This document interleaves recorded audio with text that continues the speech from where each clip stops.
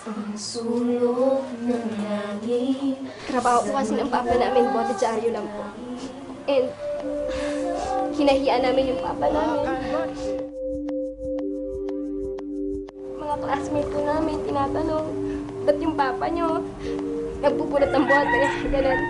Realize po namin na mas dapat namin galing ang magkakapatid. Kasi po, dito po kami kumukuha ng lakas pag nakikita po namin naghihirap yung papa namin. Nasa Tuguegarao po kami noon. Hindi po namin alam kung paano po kami uwi dito sa Manila. Kaya kumanta po kami sa sabungan. Yun lang po yung paraan na naisip namin. Tuwa po sila sa amin. Tapos nag-aagis po sila ng mga pera na parang hindi po namin yun makalimutan. The 1 million peso Fam Jam. Habang nanonood po ako ng TV, Nalaman po namin na may singing contest. natuwa po ako at nagkaroon ng bagong pag-asa. Na biglang may dumapong ibon sa ibabaw ng TV. Kinuha po. Yun na siguro yung tamang pangitain. Lumapit na naman ako sa isang kaibigan ko. Sabi ko, anak kami pamasahe para lang makarating kami sa Maynila. Kaya nung nagpunta pa kami sa audition, hindi po kami nag-almusal. Hindi kami nanangalian. Hindi ko sinusulat kung in kayo or out. Okay kayo sa akin. For Safe Family, the Cercado Sisters. Cercado Sisters. Cercado Sisters. Cercado Sisters.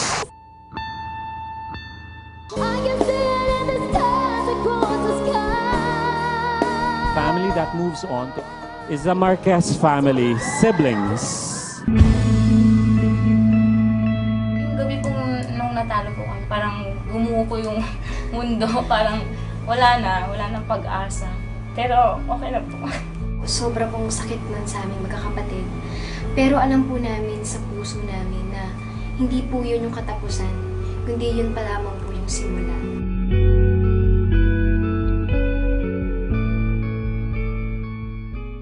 Lumaban po kami sa World Championships of Performing Arts sa Hollywood at nirepresent po ang bansang Pilipinas. And tonight on SARS, Jake Morales gives us more proof that Filipinos are indeed among the world's best when it comes to music. The Cercado Sisters and the group The Siblings have proven once more the Filipinos' exceptional talent in music.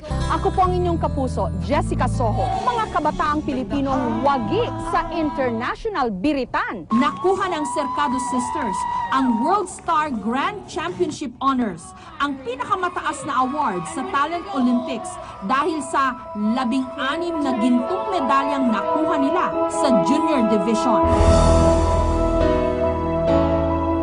Sila